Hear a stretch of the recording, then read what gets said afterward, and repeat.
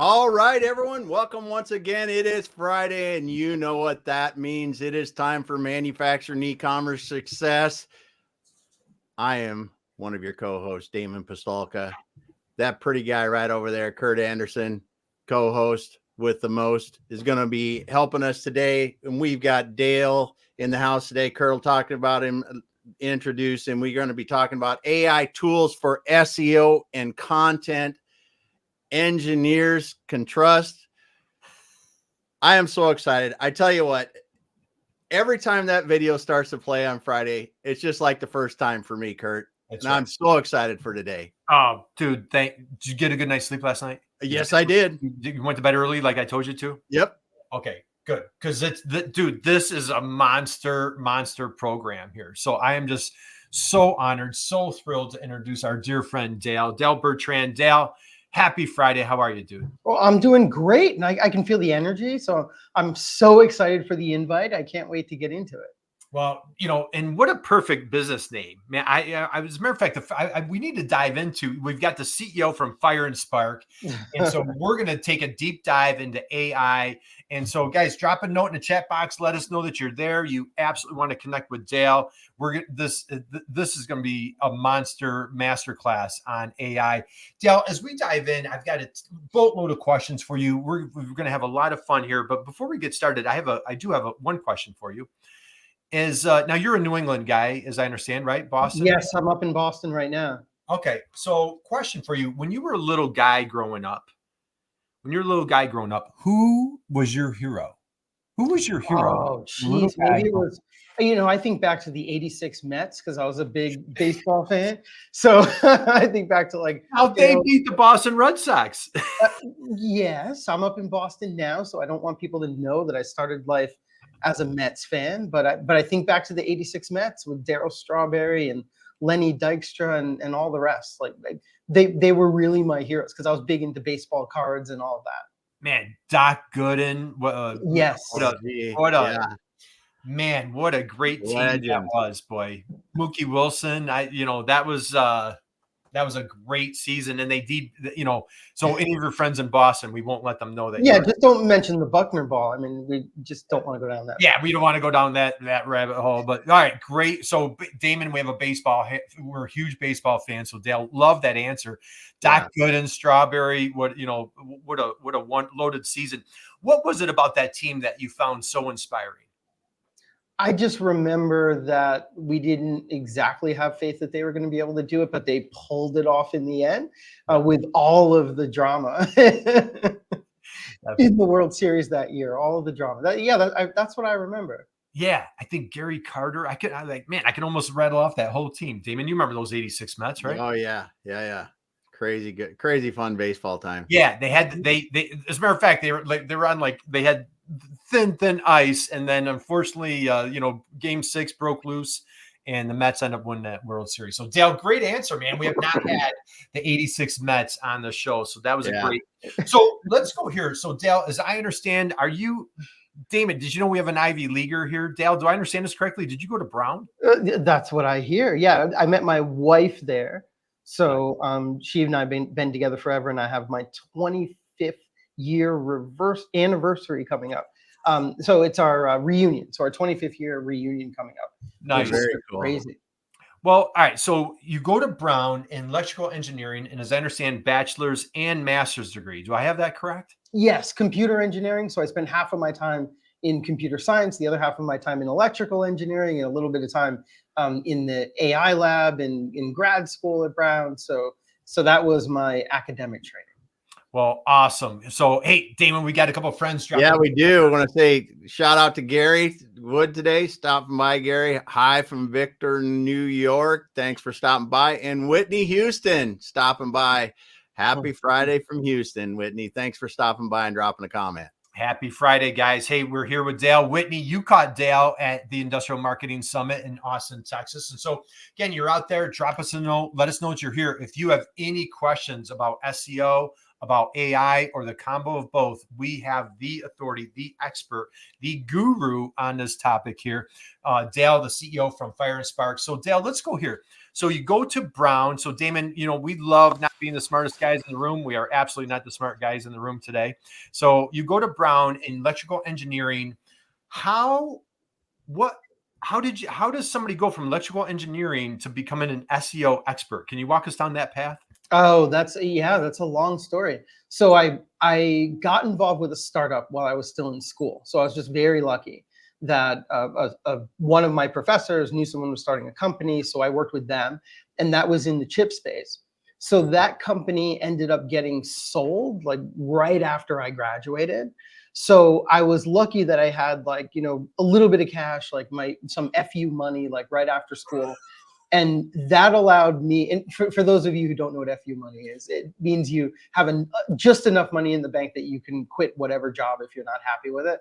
So you say FU to your boss and walk away because I don't need this job. You can take it and shove it. But other than that, so I've never had that problem, Dale, but thank you. So yeah, I mean, Brown University graduate problem. That's what that is. Yeah, Curt is just like FU. It doesn't matter if he has money in the bank. So I had a bunch of opportunities to work at some startups. So I ended up doing engineering. I was writing code, but back then my specialty was writing software simulators of semiconductor devices. So I did that for like the first 8 years of my career. But then I really hit a wall. And I hit a wall in part because my boss at the time was a drunk sociopath. But I just didn't enjoy programming and sitting in front of a computer and like typing all day every day, wondering if my boss was going to come over to my cube and say something inappropriate. Right. But so I decided that I wanted a career that was more relational, like more people oriented. Yeah. So I basically quit that job. Like I was burnt out because at that point, 8 years into my career, I had worked at 3 different startups. Those are like nights and weekends, just like pressure cooker type environments. One of those startups, we built a supercomputer for the NSA, which is a totally different story. But that was the height of my engineering career. And so then I ended up moving over from like semiconductor manufacturing to marketing. And I was able to make that move because I had a technical background and I did it at exactly the right time. When digital marketing was really starting to become a thing in the early 2000s. And because digital marketing was becoming a thing, they basically wanted a technical guy that they could hire onto their marketing team. So I was hired on as a consultant to several marketing teams, and that's how I got my start in marketing. And I kept that going and, started Fire&Spark. So now we're an agency and I've got a few people working with me. But in the end, people were hiring me more for SEO than anything else because of my AI background, because I studied AI in grad school. So that's how I ended up with Fire&Spark. Now we focus on SEO strategy and only SEO strategy. We don't pretend to be world-class at anything other than SEO strategy. And we're like 20 people in Boston now. Wow. Okay. All right. What did he just say here though, Curt? What did he just say that just rings true with what you say all the time? Niche down until it hurts. Yeah. We're only good at SEO. That's awesome, Dale. Yeah, I absolutely love that. And combination things. Damon, we've got a couple more friends. Yeah, I want to just say someone's shouting out from Sneall, Florida. Thanks for stopping by today. And we got Nwabes from Nigeria. Thanks for stopping by today. Happy Friday. And we've got a great, and we've got Dale's got to see this comment here from Whitney. Yeah. His Dale session was mind blowing. I agree. So guys, we've got Dale here, CEO of Fire&Spark, highly sought after keynote speaker. Dale, I have to, I'm going to, I don't know if I'm going off script or not. AI, you did AI in college. Did I catch that correctly? In grad school, I was working in a lab at Brown. It's the laboratory for the engineering of man-machine systems. But what that means is computer vision. So we were doing projects in the medical space, which was segmenting medical images to find tumors and then measure the volume of tumors automatically. And then also we were working for the Department of Defense, like looking at, they were like images of airplanes. So we were building algorithms that would detect whether the planes were friend or foe, were they military or civilian, that sort of thing. Wow. So, I mean, you're truly on the cutting edge. I mean, it's like AI is kind of in your DNA. You're truly a pioneer here, right? Yeah, I mean, I've been following AI for a long time. I mean, Yep. the algorithms that I worked on in grad school are just obsolete at this point. Yeah.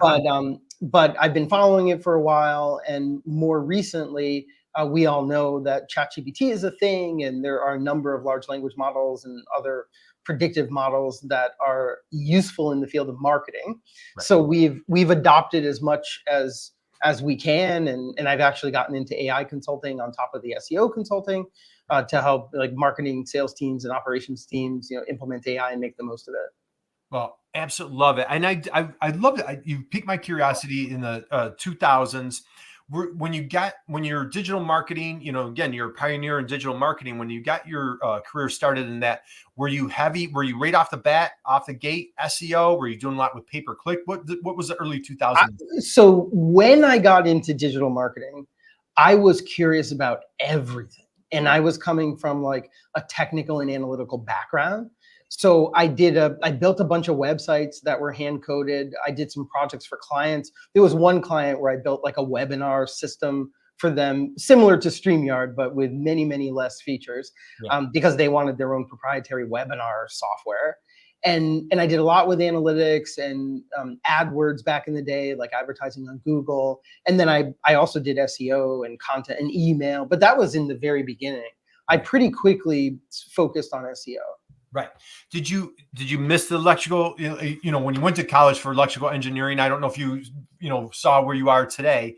Did you miss the engineering side, or have you been just purely able to incorporate that engineering side as you're targeting engineers? Oh, big time. I missed it. I still do. So I think like leaving the engineering profession and decide, like I had to go cold turkey on programming, tinkering. Yeah. So I tell people it was like making that transition was like cutting off my right arm. Oh, was it really? Oh yeah, because that's how that was my identity was as an engineer, and my how I related to the world was through code, and even the way that I run my business now, very process oriented. We're obviously using technology as much as we possibly can for the marketing work that we do. So my brain still thinks like an engineer, but I like to think that I'm engineering business processes and marketing programs and relationships, more than back when I was engineering, electrons moving through integrated circuits and stuff like that. Yeah, I love this. So, you seem very, process oriented, high energy, great speaker with that engineering mind. And now as I understand, you started Fire&Spark in 2008, 8-ish. Is that? Yes. Okay. I don't know about you, but like there's some scary times going on in 2008. Maybe, some people could say, hey, great time to start a business. Maybe not, a little scary time. What your engineering mind, was there any, from an entrepreneurial standpoint, excited, risky, scary? What was that transition? Oh, all of the above. All of the above. I had been thinking about what type of business I wanted to start for a long time. Yeah. Around 2008, there was a financial crisis, and I saw that coming because we had some issues at the startup I was working for before the financial crisis really hit. And then also that was right around the time that I got married. I knew that we were going to be having a baby. So I was thinking to myself, like, I've got to do something now before I have family and a house and, diminished job prospects keeping me where I was. So I felt like it was now or never at that particular time in my life. Yeah. So, all right. So from starting your business, and as you just mentioned, 20 people strong now, has it been, do you feel like you've been, right in that lane? Have you had like an evolution just as you've evolved with new technology, or what's it look like? What does your business look like today compared to 2008? Well, so the thing about the business is like it very much is like a sole proprietor type of business, where it was just me in the very beginning, and now it's 20 of us, and I'm the sole owner. So the business can really only grow at the rate that I grow in terms of like my ability to sell and find new customers and manage the operations and all of that. So over that time, I think I've really been focused on my own growth as like a business person and trying to figure out how to get to where I want. But that's the hardest realization, which is like you're limited by your own like biases or disinterest in learning exactly what I need to learn next, and also like just I'm quite introverted, and I am the type of person still where I do my best work in front of a laptop by myself. Don't talk to me, that sort of thing, and that's a limiting factor when you're trying to build a team. Yeah. But all of that is limiting, and you have to figure out how you're going to delegate around it or learn around it. Yeah. Well, speaking of learning, what I really, I had the honor and privilege of catching your keynote at the Industrial Marketing Summit this year. And what I really admire is your dedication to, you're just a fierce educator.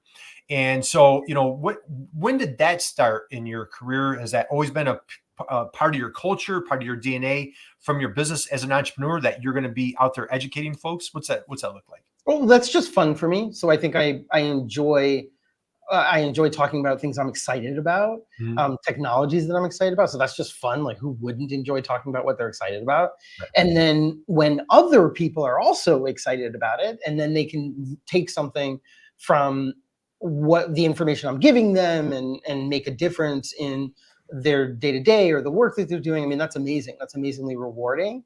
So it's, it's fun on the front end and it's rewarding on the back end. So that's how I really fell into speaking and workshops and more education. Well, that's fantastic. Again, I want to drop a note to everybody. Damon, I think we have we got a couple more people to stop by. We got Akarsh is here from India. Thanks for saying hello. We got Sunhal here, or Sunhail from the United Arab Emirates. Excuse me. But yeah, we got a couple more. Thanks for dropping by and dropping a comment. Yeah, let us know you're out there. Bring your questions, because we have an SEO expert here. So speaking of SEO, one thing that really piqued my curiosity, you've coined a term, SEO for revenue. Can you just share with folks, how is your approach different than, say, maybe other traditional SEO firms, or what does that look like? Yeah, I mean, SEO, we as marketers have been doing SEO for a long time, and it's always been focused on rankings and traffic, and started with keyword research. When you're doing a campaign, you also start with like a technical audit. And SEO has changed so much in the 15, 20 years that I've been doing it. So I really started to talk about it as SEO for revenue, because what you should really be focused on for SEO is customer acquisition. And when you're focused on customer acquisition for your SEO campaigns, like, your strategies are different than if you were just focused on rankings and traffic. So that's what I think is most interesting. And that's what I talk about a lot when I'm speaking at conferences. Yeah. How about, let's take it another step further, if you don't mind. Do you have any examples, or give us, when you say, the difference between hey, look at, every SEO expert's like, hey, I got first page ranking or whatever. Talk about that difference between that acquisition. What does that look like, or any particular tips or strategies for folks? Yeah. I mean, the first thing is, if you're talking to a business owner or a business person, rankings, aren't very interesting. It's revenue and sales and customers that are interesting to folks who understand how business works, or people who are accountable to business leaders. Like, that's the first thing.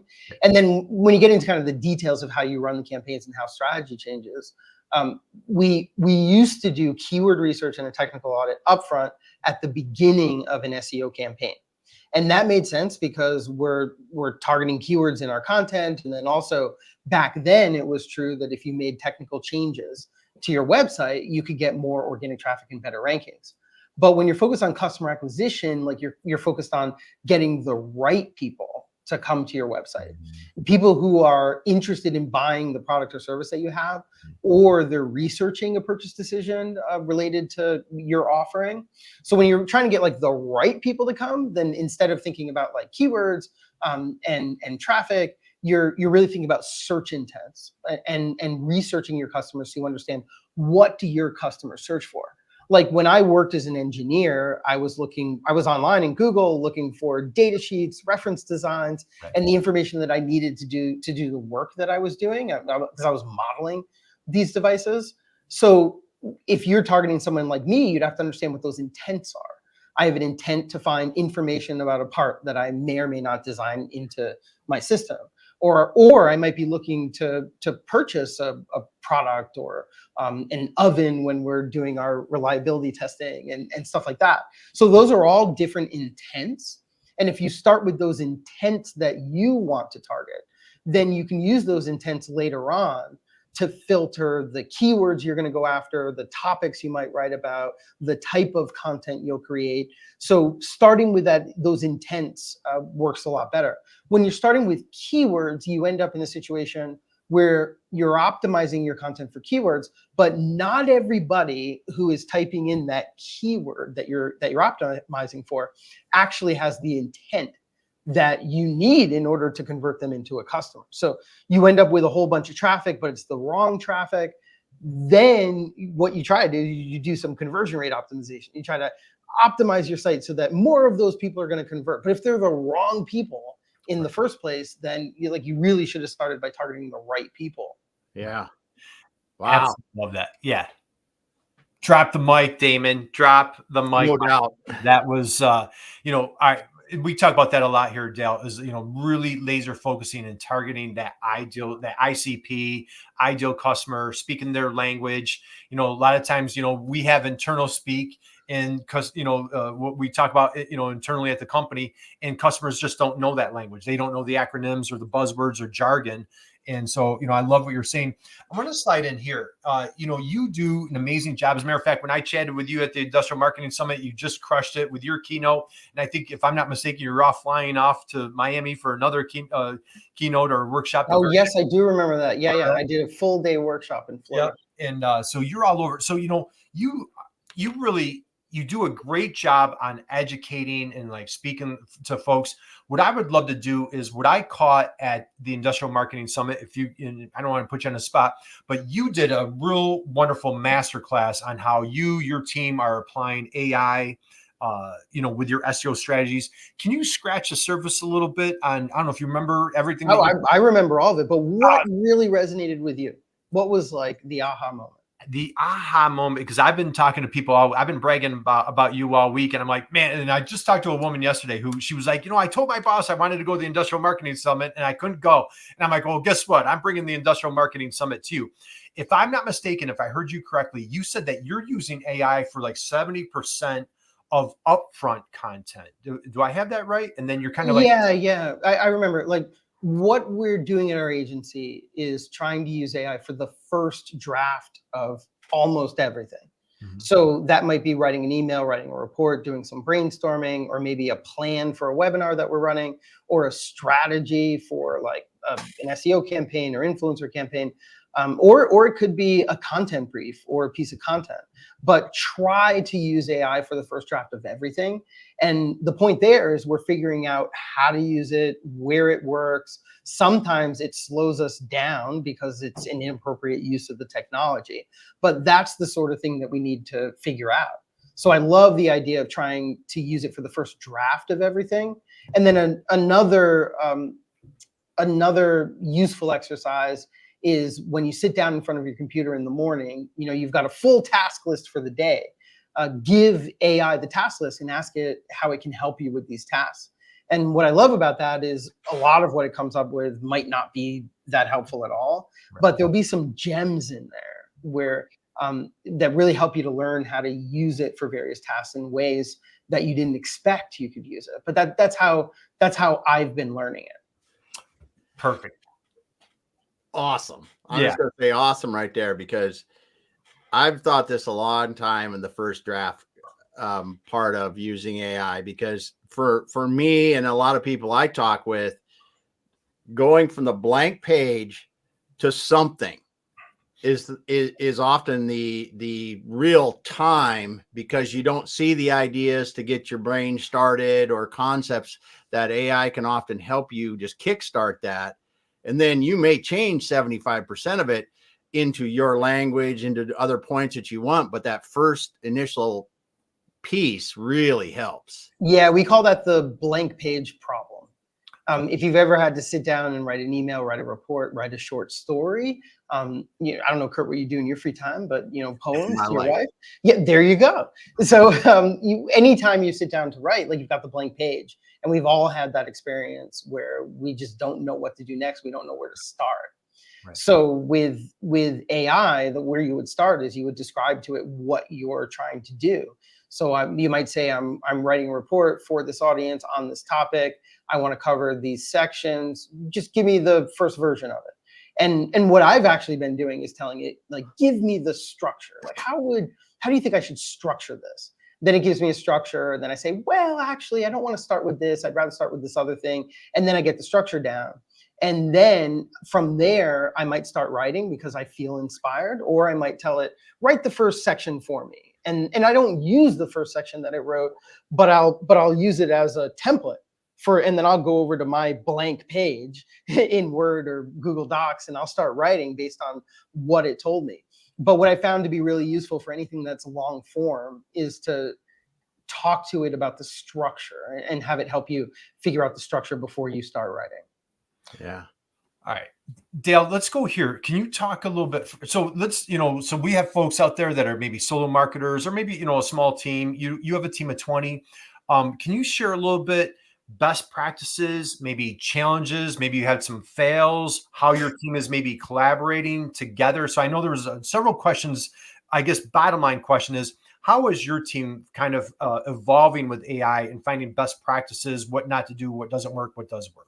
It's all experimentation at this point. Yep. Like what I found with the training that I've done, because I do AI training with marketing teams, sales teams, operations teams. Nice. And what I found is, like, really need to start with understanding the capabilities. Yes. So some training where you're learning some basic prompting, and then some other tools that you might decide to use, how you could use it to create visualizations and do data analysis, and then also using it for content and repurposing existing content and all the other things that we're talking about. Like, you just want to see a taste of that, because that's what helps you understand the capabilities and really get the ideas flowing in your brain. And then from there, move on to building, like doing your work in a conversational way. So that is like we talked about, help me understand how I should structure this document. No, not really this. I didn't really want that. Well, I want you to avoid these words. So it's like a conversational way of doing it. And you'll learn a lot by doing that. And then the third step is really automating individual tasks. So we would still consider this like individual acceleration, where you're automating or using it to automate the tasks that you work on, the tasks that are time consuming, or that you would like to go away. Not the fun parts of your job, not the rewarding parts of your job, but the parts that you would love to go away. Right. And just getting there is huge. Like, when we got to that point, we had measured a 30% productivity improvement on our team. So that's amazing. Like, it was wonderful. Yeah. But there are much bigger fish to fry. Yeah. Because from there, you start looking at your processes. And what ends up happening is, like, AI is a technology tool, like many other technology tools that we use. But then you start to think of it more as technology-driven process optimization, where you're like improving your processes with these new technologies in mind, like with AI helping you. And when you're completely reworking processes, you can see like huge jumps in growth. Like, I had one meeting with one of my clients where they're writing content in the medical space, and they were spending 3 hours per article that they were writing. And they had MDs and PhDs writing these articles. And they came back to me like the next week, and they're like, yeah, Dale, we implemented some of those ideas. Now we're down to an hour per article. Yeah. And then I talked to him for an hour about like the next level of process improvement. Now, this isn't automating the writing. This isn't automating the brain. This is changing the process. And that's where you get the big leaps. Like, they're going to get down from 3 hours to 15 minutes because they're going to have a completely different process for writing this content. And it's written by MDs, reviewed by MDs. Like, it needs to be medically accurate. So this isn't just like AI generated content. It's a process that involves AI, human, and exactly how you put that together. And what we were talking about yesterday was the UI that the humans use during that process to get it down to the 15 minutes. But we're talking about a massive time savings when get down from 3 hours to 15 minutes per article. Okay. Dale, we have these things on our show. We have drop the mic moments, but then we have moments of silence. We're going to take a moment of silence just to kind of like let that sink in and just resonate. A medical team of, MDs, PhDs, high level content going from 3 hours down to an hour, down to 15 minutes. My friend, that is just revolutionary. This is just such a powerful tool. And I'll tell you what I get excited about. Like when you look at that type of process improvement and how it can really make processes of all kinds like more efficient. One way to look at it is that we're trying to change the process so that we can hire lower cost labor, or let's say less experienced labor. Like that's one way to think about it. And there are a lot of businesses that do that.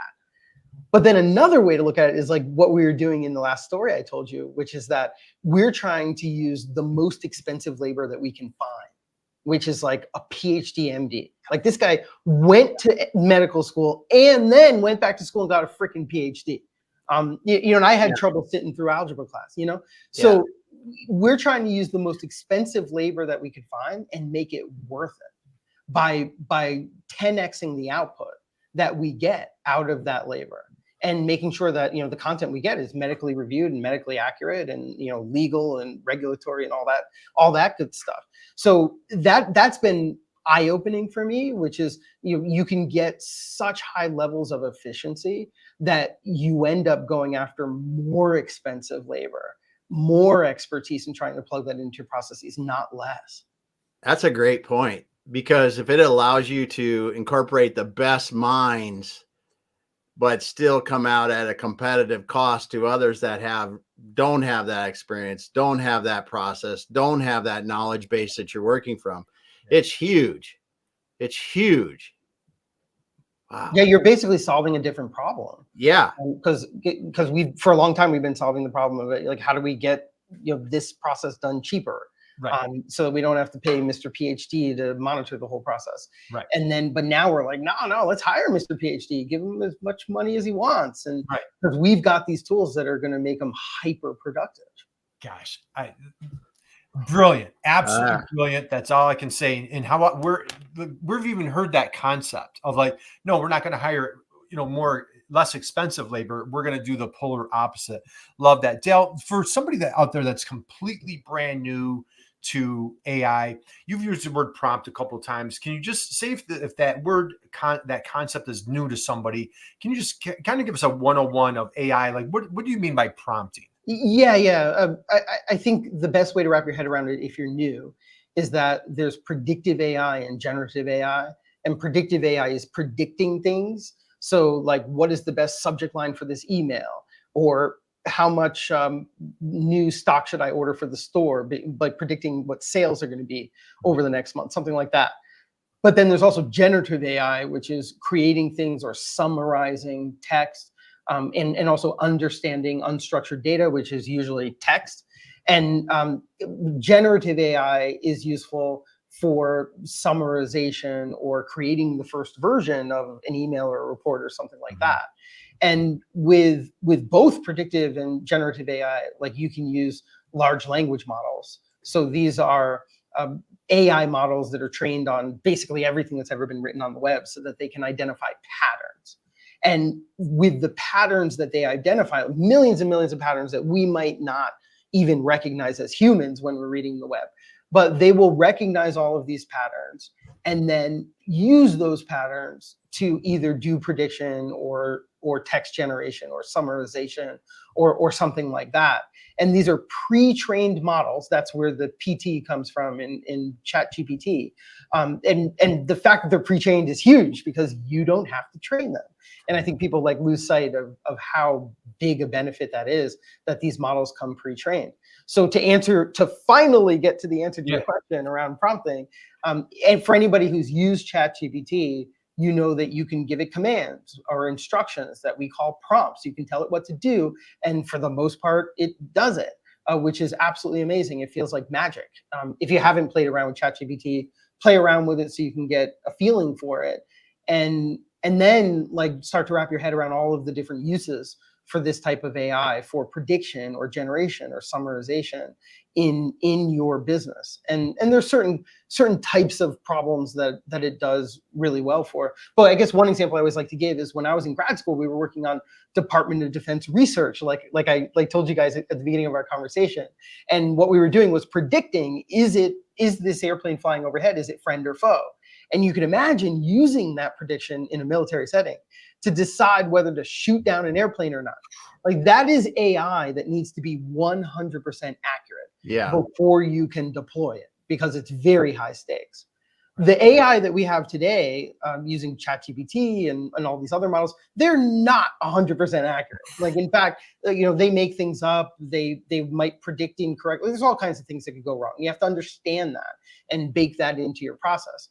But it turns out that there are many, many problems where 90% accuracy is good enough, and can do things like give you the results that I was talking about before, making it dramatically easier to write content or do research or to make predictions when it's not life or death, like in marketing or sales and many other types of processes. The prediction and generation that these models can perform is so cheap that it's just very attractive to try to bake them into your processes. All right, man, it's drop the mic after drop the mic here, Dale. This is just so good. I want to go here. Small manufacturer, you're at the Industrial Marketing Summit, great keynote speaker. Again, we're here with Dale, CEO of Fire&Spark. Strongly encourage you, welcome you, invite you, implore you, connect with Dale on LinkedIn. You will thank us for doing so. Dale, small manufacturer out there, maybe 20, 30 employees. There's a solo marketer on staff. They're kind of, starting from scratch. And they come to you like, gee, Dale, this whole marketing, I've been living on trade shows. I've been on the road doing cold calls, for decades. This whole digital marketing thing is just new to us. Any tips or advice for folks of, I'm going to down a little notch. Any tips or advice for that new manufacturer that's new to marketing? What would be because you're mentioning two transitions and conflating them, which is why it's hard for the small manufacturer. Because one is moving from like offline marketing to digital marketing. Like, that's hard enough. But now the industry is moving from digital marketing to AI marketing, which is further complicating things. In that scenario that you're talking, because I've worked with so many manufacturers that have, a marketing manager, and the marketing manager may or may not, different levels of experience, let's put it that way. Really what I would do is I would invest in training for the marketing manager on using AI tools for marketing, because that is one area where you can get some pretty solid bang for the buck with everything from your communications to your website to content that you're writing. When you're doing, I do a lot of trade shows. Like, when you're doing trade shows, there's still applications for AI at trade shows. Things like taking pictures of business cards that you get and then automatically having those processed and stored anywhere in any system that you might want to keep them. But AI should be doing that automatically. And then also generating any content that you might want to bring with you to the trade shows, and even doing design and layout for any content that you would want designed that you're bringing to trade shows. One thing that I do when I attend a trade show is I have one of my AI automations take a look at the website for the trade show and tell me about who's going to be there, what they do. Specifically, I want to know, are there going to be any other agency owners there? Are there going to be any businesses there that fit my current client profile? And that's what large language models like the current generation of AI are really good at, which is looking at unstructured data and doing natural language processing. And then you can answer questions, or it will answer questions about the website. So I just wanted to throw that out there. There's a lot of uses for today's AI, even if the only thing you're doing is going to trade shows. But assuming that you do also have a website and you have like a marketing manager that's doing some digital marketing, you want to very quickly train your marketer to be an AI marketer. And what that means is they understand the capabilities of AI tools, so that when they see a problem, they've got a complete tool belt, a complete tool chest on how to solve that problem. And that might be a problem, like you might go to your marketing manager and say, hey, I'm going to this trade show. Let me know if there's any of the sponsors there that I should hook up with. That problem is perfect for AI. And you would want your marketing manager to know that. And right now, none of them do because this stuff is so new. So you just have to find some, well, I do training, so feel free to call me. Yeah. But you definitely want to train your marketing manager so that they understand the capabilities and then get them using the tools. And then the next step is that they're going to want to invest in some dedicated AI tools, maybe for email marketing, maybe for blog writing, maybe for managing the website or for trade shows. Like, who knows what that's going to be. And then once you have one person on your team that is effectively using AI, and you're going to measure a 2x productivity improvement. So for the time and money that you put into this, it's going to be well worth it when your marketer is twice as productive as they were before. So you're going to get a huge ROI on it. It's going to be slow going though, because there's a lot of learning.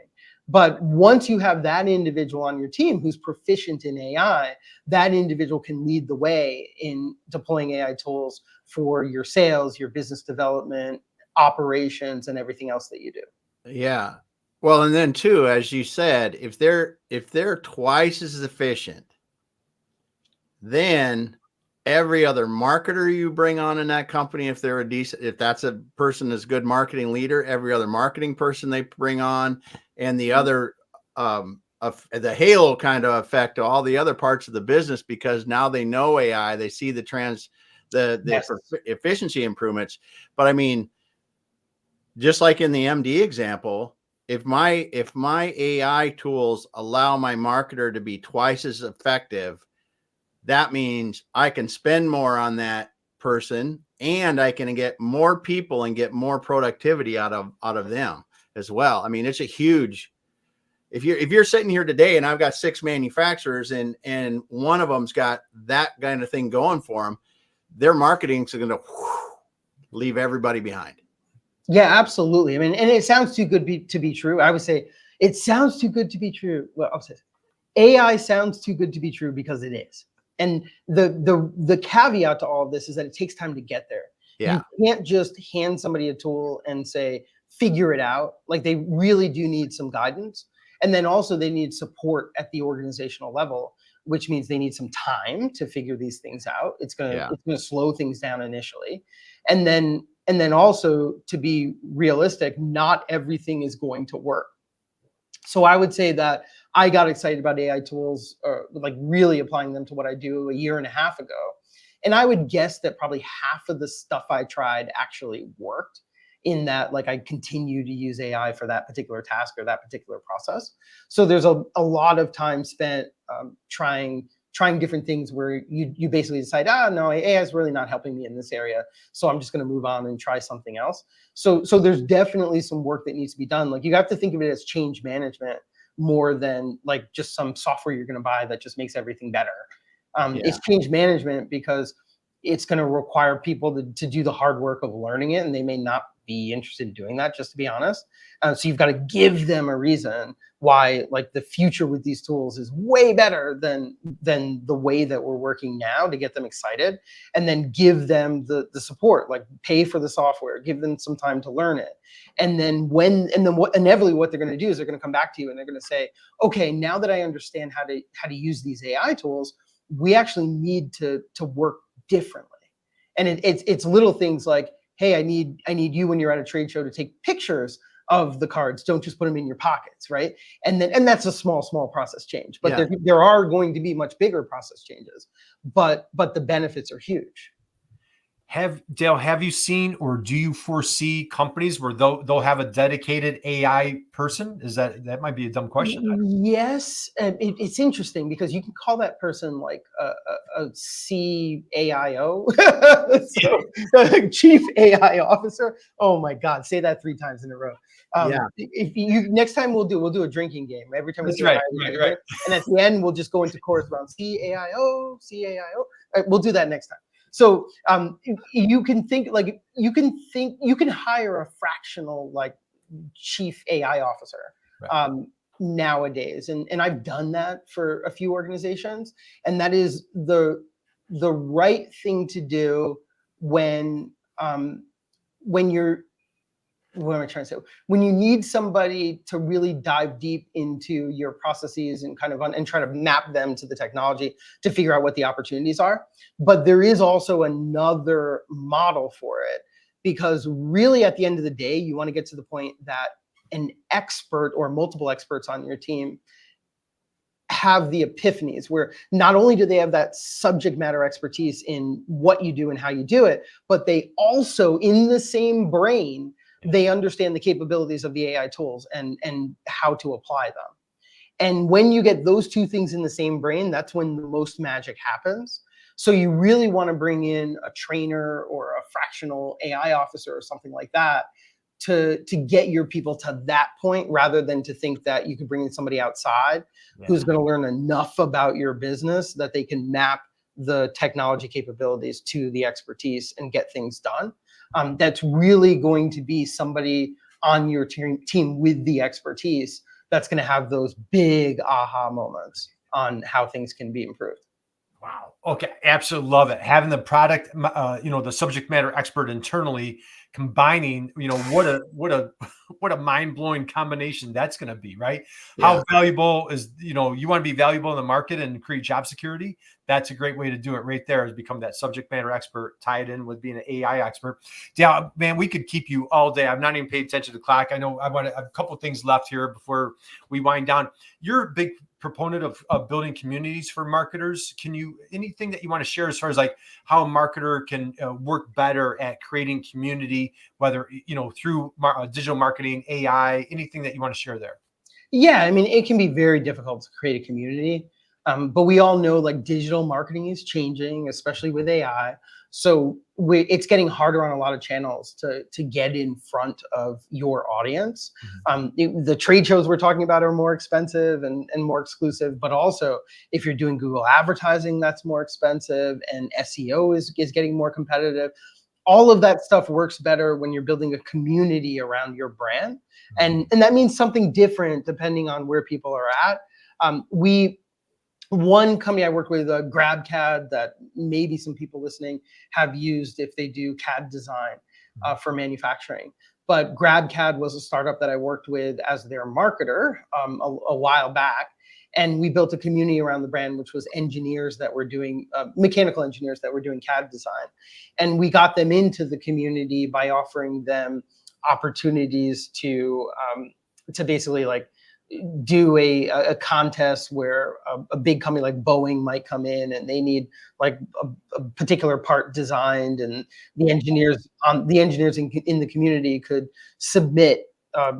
basically submit to this contest. So there were a lot of other things where they could meet the CEO of some of these companies, and also collaborate on designs on the platform. But the whole point there was we were building a community around the brand, not just doing like traditional marketing. And anytime you have the opportunity to build a community around your brand, it's just going to make everything else easier. Right. Phenomenal Example. Yeah. Example. Absolutely love that example. And when you did your community, did you have them? Were they on a website? Were they on a Facebook group, LinkedIn group? Like where did you? So all of the above works. So it works. almost doesn't matter. The reason why we had them on the website was because we were building specific web-based software tools for them to use to collaborate on these designs. Yep. Okay.